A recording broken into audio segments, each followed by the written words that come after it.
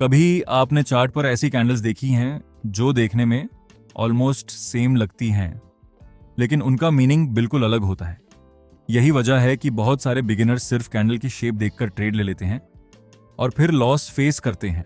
Trading में सिर्फ candle की शेप इंपॉर्टेंट नहीं होती, उस कैंडल की लोकेशन और मार्केट कॉन्टेक्स्ट भी उतना ही इंपॉर्टेंट होता है। आज हम दो पावरफुल कैंडलस्टिक पैटर्न्स समझेंगे, हैंगिंग मैन और इन्वर्टेड हैमर। तो चलिए शुरू करते हैं। सबसे पहले बात करते हैं हैंगिंग मैन की।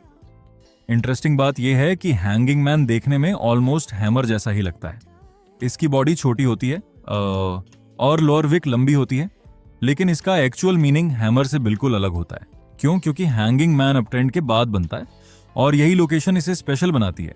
ये ह्यूम वार्निंग डेटा है कि बायर्स की स्ट्रेंथ वीक हो सकती है और सेलर्स मार्केट में एंटर करना शुरू कर रहे हैं।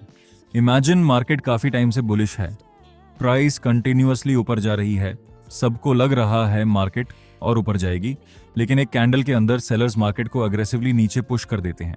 बाद में बायर्स प्राइस को रिकवर कर लेते हैं और कैंडल हैमर जैसी दिखती है, लेकिन यहाँ एक हिडन मैसेज होता है।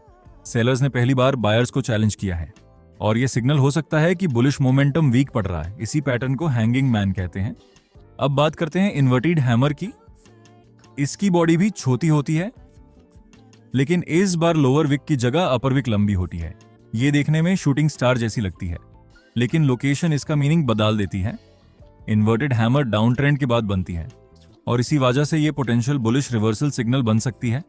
इमेजिन मार्केट डाउन ट्रेंड में है, सेलर्स कंट्रोल में है, प्राइस लगातार नीचे जा रही है, फिर अचानक बायर्स मार्केट में एंटर करते हैं और प्राइस को काफी ऊपर पुश कर देते हैं, लेकिन कैंडल क्लोज होने से पहले सेलर थोड़ा प्रेशर क्रिएट कर देते हैं। रिजल्ट, एक लंबी अपर विक क्रिएट होती है। ये विक हमें बताती है कि बायर्स मार्केट में इंटरेस्ट दिखाना शुरू कर रहे हैं और हो सकता है कि डाउन ट्रेंड अपनी स्ट्रेंथ लूज कर रहा हो। सबसे इंपॉर्टेंट रूल याद रखिए, शेप सेम हो सकती है, मीनिंग नहीं। हैंगिंग मैन अप ट्रेंड के बाद बनता है और पोटेंशियल बेरिश वार्निंग देता है। इन्वर्टेड हैमर डाउन ट्रेंड के बाद बनता है और पोटेंशियल बुलिश वार्निंग देता है। इसीलिए प्रोफेशनल ट्रेडर्स कैंडल की शेप से ज्यादा उसकी लोकेशन को इंपॉर्टेंस देते हैं। सबसे कॉमन मिस्टेक, सिर्फ कैंडल देखकर ट्रेड लेना, ट्रेंड इग्नोर करना, सपोर्ट और रेजिस्टेंस इग्नोर करना और कॉन्फर्मेशन का वेट ना करना। स्मार्ट ट्रेडर्स हमेशा मार्केट कॉन्टेक्स्ट को पहले एनालाइज करते हैं, उसके बाद ही डिसीजन लेते हैं।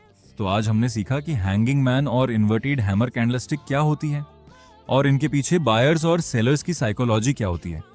याद रखिए, ट्रेडिंग में सर्व कैंडल नहीं, उसकी लोकेशन और कॉन्टेक्स्ट सबसे ज्यादा इंपॉर्टेंट होते हैं।